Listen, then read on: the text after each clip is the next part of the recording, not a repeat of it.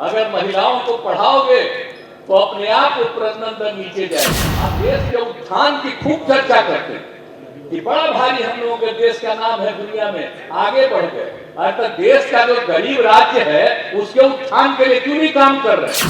पहले की तुलना में लोगों की आमदनी बढ़ रही है, अब विकास हो रहा है। अब गरीब राज्य है लेकिन हर घर तक तो हम लोग पहुंचा दिए ना भाई। देश का 12वें नंबर पर है क्षेत्रफल, लेकिन आबादी देश भर में तीसरे नंबर पर। आप पता नहीं कब दूसरे नंबर पर पहुंच जाए। तो ये हालत है। इसीलिए इसका कारण क्या है? कारण यही है कि महिलाओं की शिक्षा कम थी। तो अगर महिलाएं शिक्षित हो जाएंगी तभी जाकर के ये प्रजनन दर घटेगा।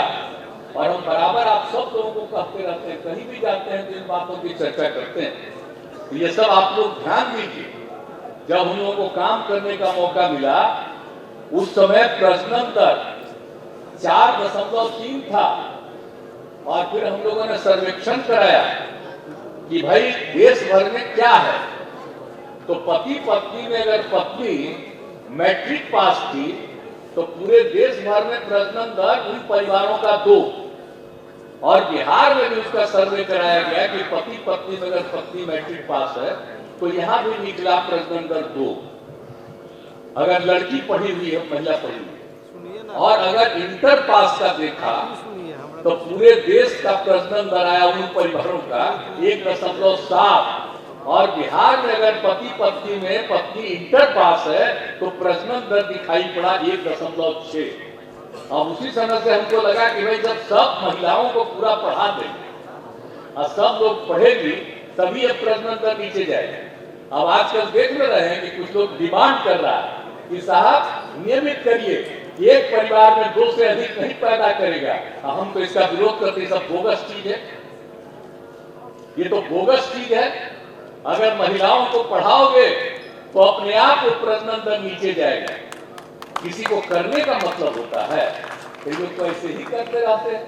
अब हम लोगों के यहाँ जान लीजिए, जब महिलाओं को पढ़ा रहे हैं तब क्या हो गया, 4.3 से घटते घटते घटते अब बिहार में भी हो गया 2.9 पर।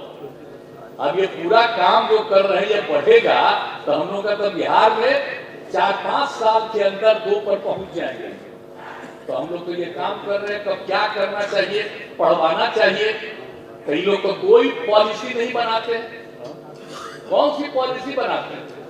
आप देश के उत्थान की खूब चर्चा करते हैं कि बड़ा भारी हम लोगों के देश का नाम है दुनिया में, आगे बढ़ गए। अर्थात देश का जो गरीब राज्य है उसके उत्थान के लिए क्यों नहीं काम कर रहे? जहां पैदा हुए वो पहले से आगे है, उसी समय से आगे। और आप बात कर रहे हैं और जो पीछे है उसको आगे करने के लिए कई राज्यों को पहले विशेष राज्य का दर्जा मिला। अगर उसी तरह से बिहार और कुछ अन्य राज्य जो पिछड़े स्थिति में है उनको अगर विशेष राज्य का दर्जा मिलता तो कितना आगे बढ़ जाते। कोई मदद नहीं ऊपर की, लेकिन तब भी हम पढ़ा रहे हैं। आप देख रहे हैं कि कितना ज्यादा गांव में देखिए, शहर में देखिए क्या हालत था जी। शाम के बाद कोई निकलता था घर से बाहर, अब आज देख लीजिए कि रात भर आदमी निकलता है। अब पहले कपड़ा की क्या स्थिति थी, लड़का लड़की किसी के पास था, आजकल जाकर के देखिए बच्चा है या बच्ची है, सबकी स्थिति कितनी सुधरी।